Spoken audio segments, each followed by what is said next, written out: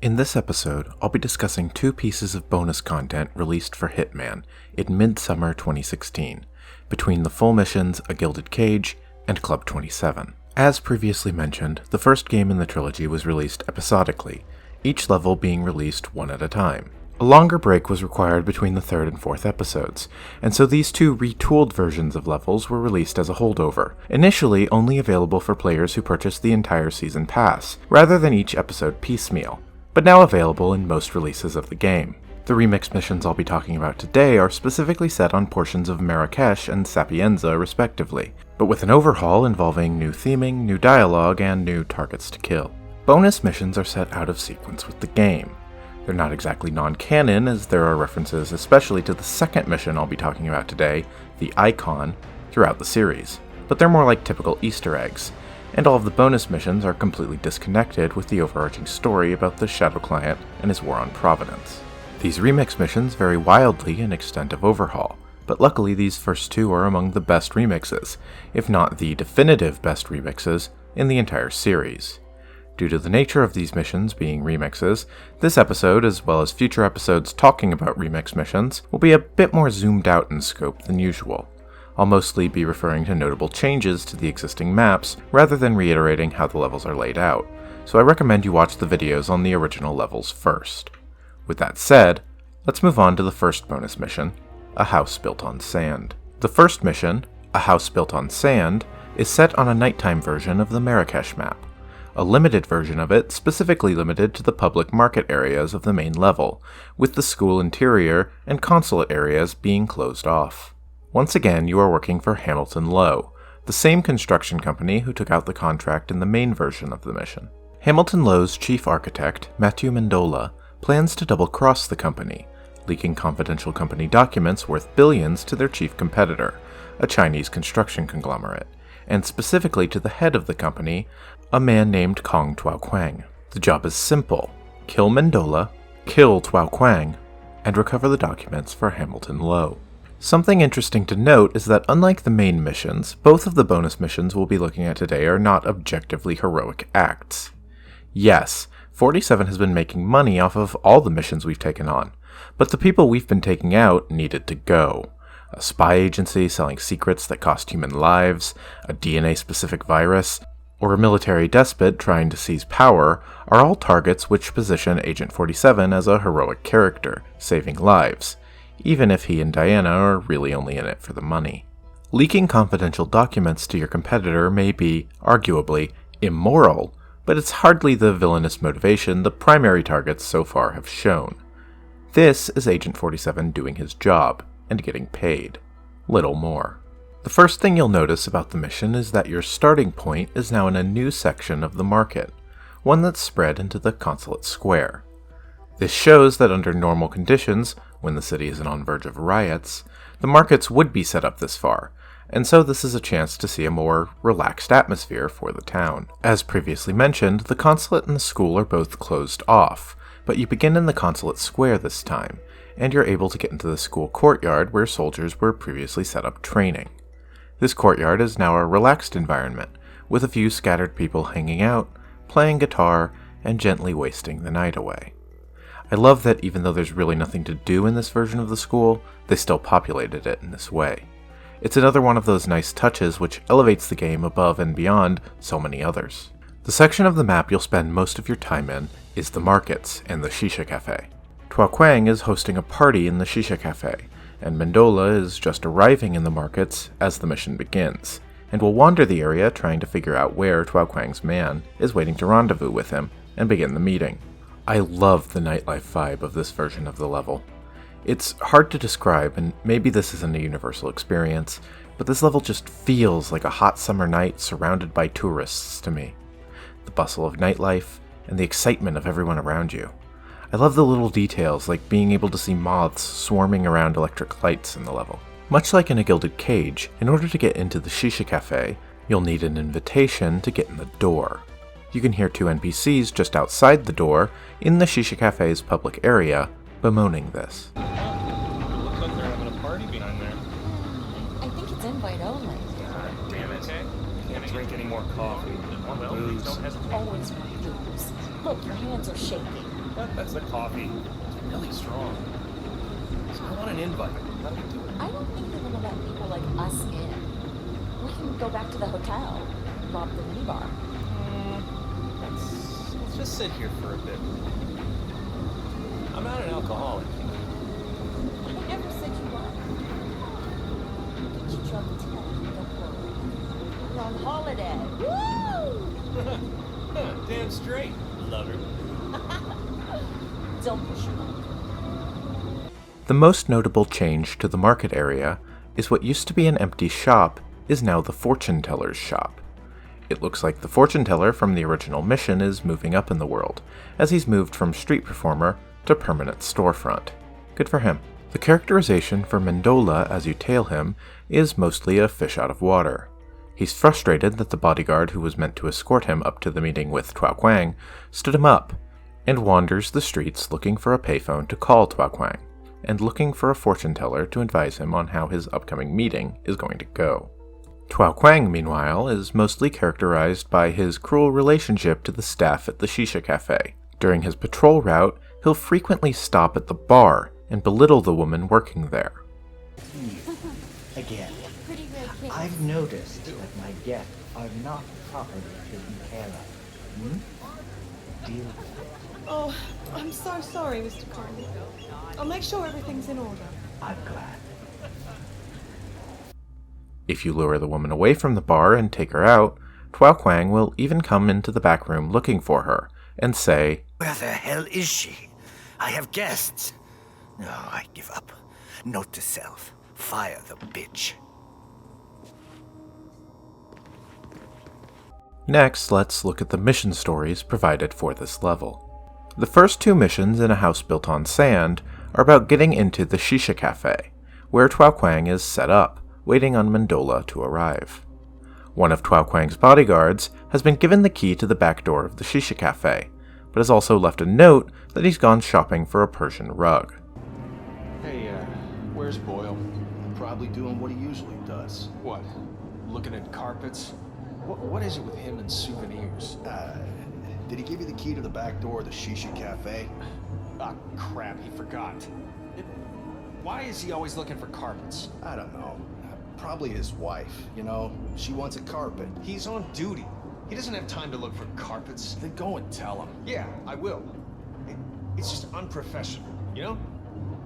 If you head down to Carpet Square, you can hear the owner of the shop mentioning that the shop is closed for a private showing to a potential customer. The front door is locked and extremely public, but using your knowledge of the original version of the map, and recalling that this shop leads to the same rooftop where you could find a VIP member card to the Shisha Cafe, you can take a series of pipes and ledges to get up to the roof unseen. There, you can watch the man being given his private showing. There's a small imperfection there. Surely worth a discount. Oh, you have a good eye. You found the imperfect stitch. See, this is what separates man from the divine. It's a tradition. All carpets have them. Oh, really?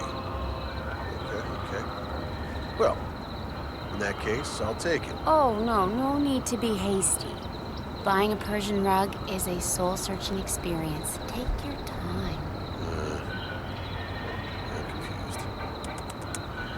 Get aside. Once you've taken him and the store employee out, you can get both his incredibly useful bodyguard disguise as well as the key letting you into the Shisha Cafe. Another way into the Shisha Cafe is, of course, walking in the front door with an invitation. Luckily, one partygoer is leaving the party just as you arrive. Specifically, this man is the landlord of the same shop that was a shoe store in A Gilded Cage. You can overhear him on the phone berating the current tenant for being late on his rent, and loudly proclaiming that he's heading to the shop and refusing to leave until the shop owner gets there. It's me. You're behind on the rent. Look, I'm coming over. This can't continue. I don't care if you're busy. I'm not running a charity here. You're dragging me away from a very important party with a very important buyer. I'll meet you in your shop. Sorry, my building in a bit, okay? Bye. And I'm not leaving until you get there. Once he arrives, the clerk working there tells him that the owner won't be there, as he's out celebrating his granddaughter's birthday. Hello. Has your boss arrived? No. I think he's out celebrating his granddaughter's 10th birthday. But he might be here, I'm not sure. Bloody peasants. This guy sucks, and you should feel absolutely no guilt in taking him out just for his invitation to the party. Sneaking into the store by luring one of the employees away and taking his outfit. This card will let you right in through the front door, just like in A Gilded Cage. As you're wandering the markets, you can hear two men at a table having a conversation about a fortune teller. So my sister met this customer. Really stood out. Hey, why can't I date your sister? She's gorgeous. Because it's my sister. Now, she told me something odd. She said a Frenchman came to her shop at the airport and asked for a fortune teller. Yeah, Frenchman in an airport. Real odd. No, you don't get it. See, I took my grandmother to a fortune teller the other day, and the fortune teller said a Frenchman would come to Marrakesh and ask for a fortune teller. A tourist asking for a fortune teller? Well, whoop-de-doo. What did she say then? Nothing, but I feel like it's all part of some grand design. And the message was not to her, but to me to tell you that a Frenchman is looking for a fortune teller. Look, I don't know what you're talking about. Now, can I date your sister? Let me think. No. I don't blame you. Probably for the best. This is a really great joke. His grandmother went to a fortune teller and told him that he'd hear from his sister about a Frenchman at the airport looking for a fortune teller, and that he needed to tell his friend about the Frenchman looking for a fortune teller. Why? So 47 and the player could overhear it to trigger the mission story. That's great. Throwing the breaker behind the fortune teller's shop will lure the fortune teller out to a secluded location, allowing you to take him out and hide him without being seen, if you time it carefully or take care of the woman hanging out in the area first. There's already a customer waiting on the fortune teller, so you have to get rid of him first. Sitting down with him, you're immediately prompted to kill him. But if you wait and hear him out, you can get the subtler and much funnier option of replying to him to drive him off instead. Hey!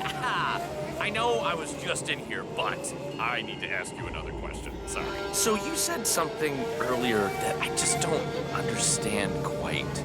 You were saying that in the future I will have a large fortune. But I feel like I'm a person who gets it now. That is somebody that should have it now. Right? So, is the future, does that mean 6 months? Or does that mean 10 years? I'm just trying to understand what your fortune teller calendar is. The ball shows me death. Leave now and never come back. And then you should be fine. The fortune teller's shop is exposed to the street, making it a terrible place to actually take someone out. Luckily, there's a fog machine at the entrance, which doesn't normally provide enough cover to hide the actions inside, but which can easily be overcharged to completely cloak your actions.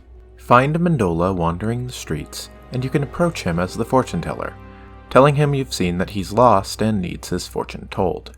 He'll gladly follow you back to the shop and ask you how his meeting with Tuaquang is going to go. I'm curious. You see, I have this meeting in a few minutes, and it really is important to me. Can you give me an idea of the outcome? What the?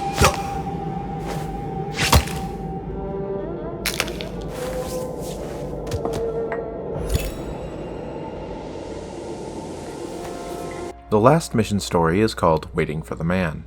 The bodyguard who is assigned to meet with Mendola and escort him to the meeting with Tuaquang can be found back in the courtyard where the printers were first found in A Gilded Cage.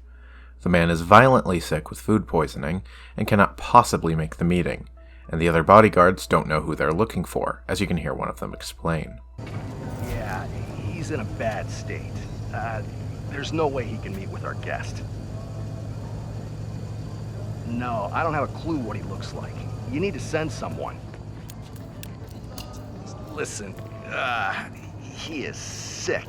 I mean, really sick. It's just not possible. I think he needs a doctor before he craps himself. Okay, roger that. I'll stay with him. We'll call if he really needs a medic. Will do.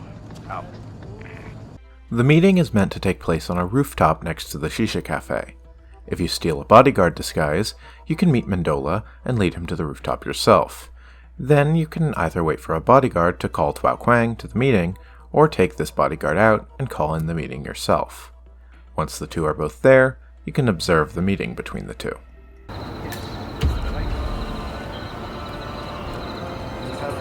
Oh yes, Mr. Mendola. I always carry around $1 million in unmarked bills. And a newspaper with eye holes. Now, before I have my associates transfer you the money like a normal person would, I should like to see what I am buying. Right. You won't be disappointed. There's a first for everything, I suppose. Well, I have to say, you do not exaggerate, Mr. Mendola. So we are good. You'll transfer the money? I'm a man of my word. Yes, the papers are in order. Make the transfer. There. Let's celebrate. Let's seal the deal like the locals. I do like a good pipe.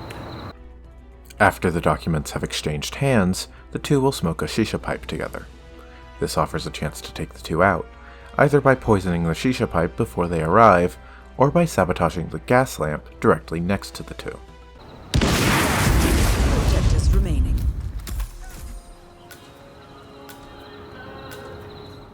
Reporting in! Someone's causing trouble! All objectives complete. That's it for mission stories, but there's also a few less obvious ways of taking them out. As Mendola wanders the markets, there's a food vendor selling snails. Mendola is a Frenchman, and so is interested in trying the escargot.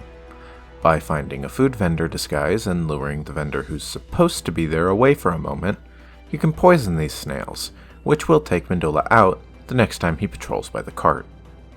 Behind the bar in the Shisha Cafe are the controls for the reflecting pool at the center of the area. Steal a waiter disguise, and you can freely interact with the button, causing the pool to overflow.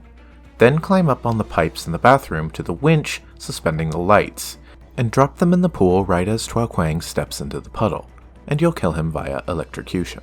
Holy shit!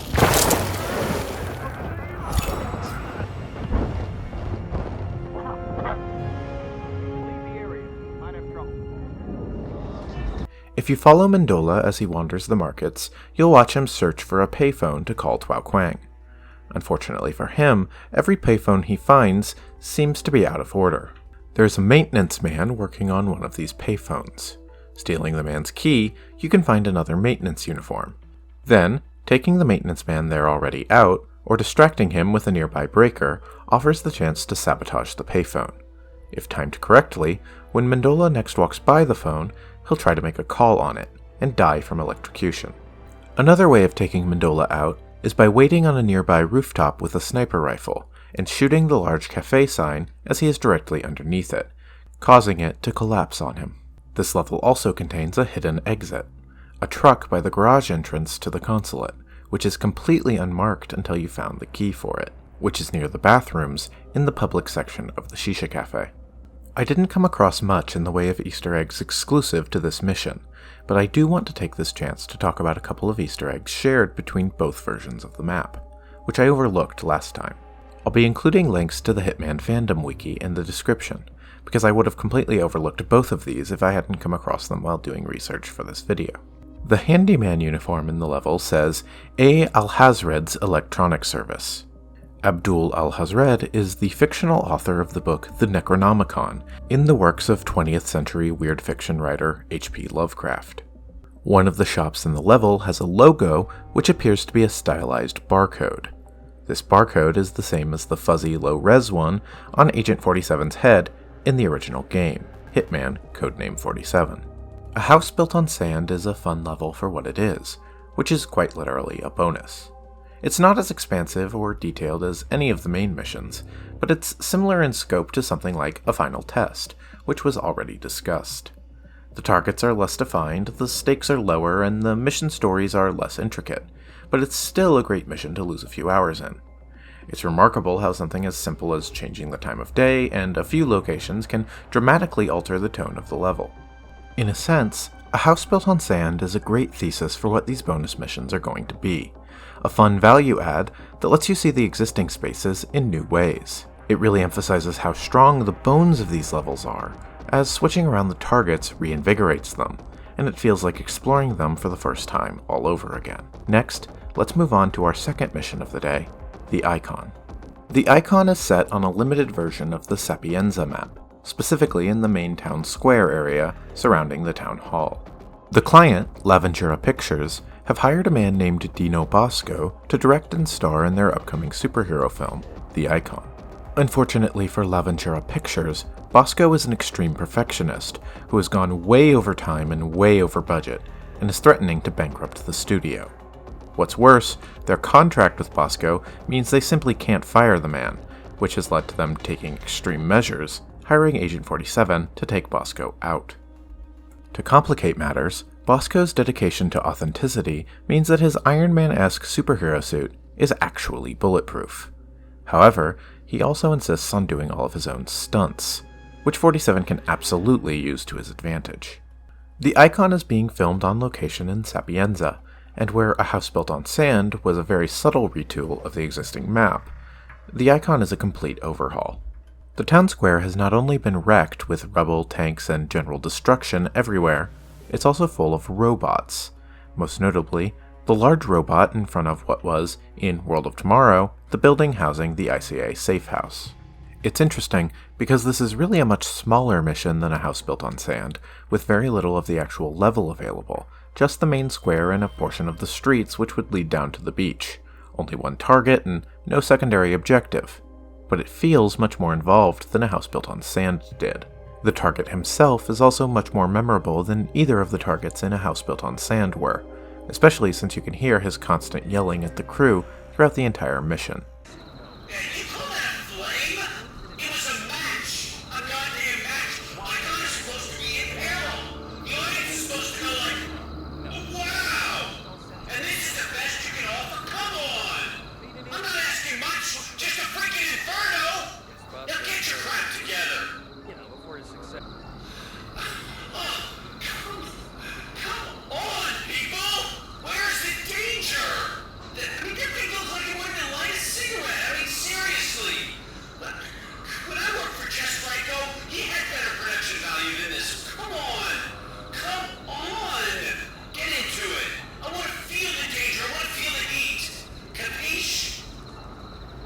He's got real Christian Bale on the set of Terminator Salvation vibes.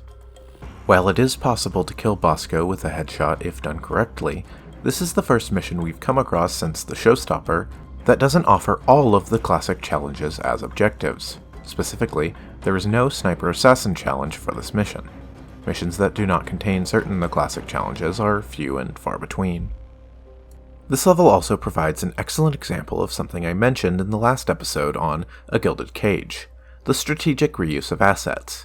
The tanks and military trucks you can find scattered around and overturned on the film set are clearly the same ones used in the Marrakesh map, especially around the school. But this is a perfectly appropriate place to recycle an asset like that, without it feeling out of place at all. It's a great example of smart asset reuse that doesn't interfere with each level having a distinct identity. Many areas of the level have been taken over by the production crew, including the ice cream shop, the pottery shop, and the bathrooms beneath the town hall. The art gallery has been completely closed off and blocked in with rubble. In front of the set, there are various special effects and lighting rigs set up, as well as Dino Bosco's trailer. Behind the giant robot that serves as the level's main set piece are more special effects controls, as well as a scaffolding leading up behind the giant robot itself. Now, let's talk about the mission stories, and some other fun ways of taking Bosco out. Most of the mission stories in the mission involve sabotaging the production in some way, in order to cause a stunt to accidentally kill Bosco. I love that idea. It's a fantastic way to use the premise of a film set as the setting for a mission. The first of these mission stories is called An Explosive Ending. You can overhear two special effects crew discussing the explosives rigged for Bosco's big action leap, and how they can be overridden from an automatic mode to a manual mode in order to match Bosco's timing. The explosives rigged? Yeah, good and ready. But if we go manual, it'd be so much better. That way we can trigger the explosions to his cue. You know, we which changes every time. Maybe, but we need to make sure the explosions will happen. Automatic or manual trigger. I don't care. Got it? Oh yeah, crystal clear. If you get a special effects screw disguise of your own and go behind the giant robot, you can find the explosive's remote detonator. Then, if you sneak into the explosive control booth, you can switch from automatic to manual yourself. By timing the explosion carefully for the middle of Bosco's leap, you can take him out in an explosion. Target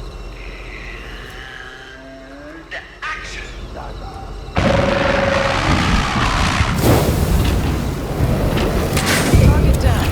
Now head towards the exit. Remember the champagne roll tomorrow. You can hear Bosco loudly complain about the pyrotechnics on the robot being underwhelming whenever the shoot itself begins. Towards the back of the map, you can hear two special effects crew mentioning that new fuel for the effect has just arrived on set, but that it needs to be tested because it might be a bit too powerful as things are. Yeah, it arrived this morning. But it's strong stuff. I want to test it before I use it here on Old Ed. Why? Well, it's kind of cheap, but really potent. Can make the whole thing blow up and set fire to everything around it if not handled correctly. Look, it's just a safety precaution. Okay, got it. That makes sense. Don't want to prolong this production any more than needed, right? Yeah, right? All right, I'll see you. By entering the pottery shop and breaking into the crate storing the new fuel, you can get a canister. Then, with a special effects crew disguise, you can safely swap the fuels, successfully fulfilling Bosco's wishes for strong pyrotechnics.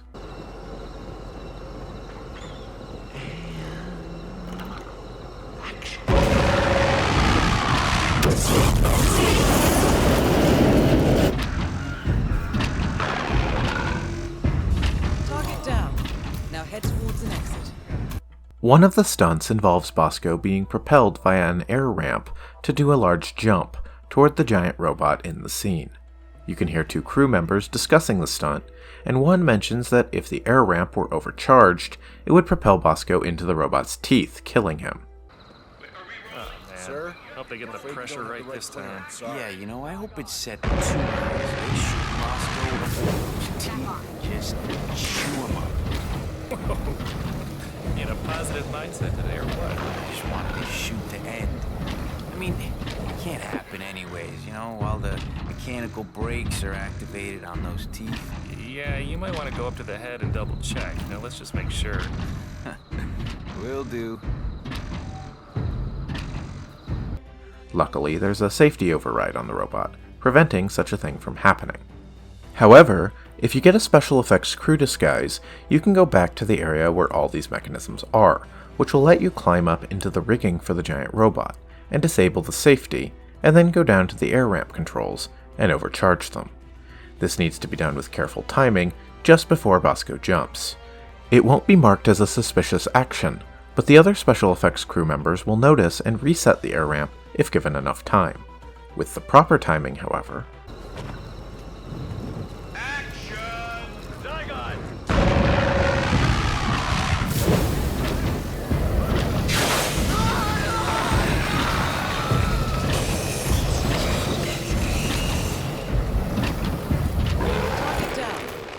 towards an exit. if you enter the ice cream shop, you can overhear Bosco's manager on a phone call, lamenting how the actor is refusing to do a meet and greet with his fans. Hi, it's me. Look, I don't know what to do. Bosco is being impossible. Yeah, I know you told me. Don't patronize me. Yeah, I know he's my client. That's why I set up this Q&A, to give him some decent exposure, but he's being a jerk. Now get your crap together! What are you saying? Sabotage the set to get him to do it? Look, that's not even funny, all right? Look, he's doing a fine job sabotaging this film and his career all by himself with his goddamn ego. Hey, asshole! I called to ask for your advice. Not to be insulted. I'm dying here. Yeah. Oh, yeah, okay. Okay, will do. If you get a film crew disguise and go to a rack controlling the lighting on the set, you can mess with it, which will cause an angry Bosco to yell at the crew and call for a break, finally agreeing to go do a meet and greet with his fans. The meet and greet offers several ways of taking Bosco out, but of course, you could also just listen to the QA panel. Now, everyone, please give a warm welcome to the man you've all been waiting for, the legendary Dino Bosco. Ah, grazie. I love you all. You were most kind, yeah. Ah, ciao bella. Okay, I know you all have questions, but we're gonna have to take them one at a time, please. Ah, and I'll answer any question from a beautiful woman. Great. I can't wait to ask him about the stunts in Tony Dan. You know, I heard he did them all himself. He's a real daredevil, that Bosco. Hey, I'm your #1 fan. I have a question, please, me over here. You there. Yes, you. Please, go ahead. Me? Yes. Oh, okay. Can I just start by saying what a big fan I am? Ah, grazie. But I would really like to ask, why Icon? You have so much pathos and you're so versatile. A superhero just seems so superficial. Thank you, Bella. A valid question. People have often called me an artist, an enfant terrible. And a blockbuster like this seems strange for an auteur like myself. But I could identify with the character. He is an everyday Joe by day, and a versatile man of action when needed. I mean, when I read the script, I just felt I had to do it, no question. And don't worry, my dear, I'm keeping this a very personal film. That's why we also had to let Ruggero Manelli go. You know, the original director. Because he only went for the superficial. The money, so to speak. However, I want to keep my integrity and dignity. Does that answer your question, Bella? Yes, thank you. You are my hero, Mr. Bosco. That's sweet. Thank you. The Icon, or the unexpected virtue of ignorance. With the film crew disguise, you can sabotage the gas lamp next to Bosco's chair for the QA, and then cause an explosion. Or, if you get a kitchen staff disguise, you can poison Bosco's water bottle on the table, with some careful timing, taking him out easily. Using these mission stories, you can easily take Bosco out with an accident, or either type of poisoning. The other two archetype kills, headshots and garroting, however, are more challenging. The easiest way I've found to do these challenges is by carefully sneaking into Bosco's trailer via the ladder on its side, and then dropping in from above. This lets you wait for Bosco to patrol to his trailer and garrote him or shoot him in the face, the one part of his body that isn't protected from gunfire. Or if you'd rather, you can just shoot the back of his head several times until you break through the bulletproof protection. Much like a house built on sand, I didn't find many Easter eggs exclusive to the Icon version of Sapienza, but something worth noting is that references to Dino Bosco and the Icon appear in several later missions, such as Golden Handshake in New York or Another Life in Whittleton Creek. These also place this bonus mission in canon, although it is unrelated to the main storyline of the games. The Icon is a great mission. It's probably my favorite bonus mission out of all of them, among any of the games. It's a great idea for a level. Being set on a film set is such a novel concept with great opportunities for taking someone out that they'll reuse it in Hitman 2 for part of the Mumbai map. Dino Bosco is a memorable target despite being in such a small mission, and all of the mission stories are fun and exciting, even if 3 of them are fairly similar. Much like a house built on sand, if you were to judge this by the same standards as the main missions, it wouldn't hold up nearly as well, but as a bonus value add, it's a really fun time that feels like it helps round out the package of the first Hitman as a whole. With the Icon especially, the overhaul is so major, there's a tremendous amount of novelty in just seeing a space you've already gotten to know really well from playing and replaying Sapienza and World of Tomorrow, but now destroyed. The bonus missions are, at their heart, a diversion. They were released as a holdover to keep players satisfied during the nearly 3-month break between the release of Marrakesh and Bangkok. But here we are, 5 years later, and both of these missions, especially the Icon, are still very, very worth playing. You can 100% each mission within a couple of hours, and they don't hold the infinite replay value of the main missions to me. But considering they come packaged with most versions of the first game you can buy at this point, they're absolutely worth a look. We've now looked at the first half of the first game in the trilogy, and next time we'll be moving into the second half, starting with the mission Club 27, set at the Hitman Hotel in Bangkok.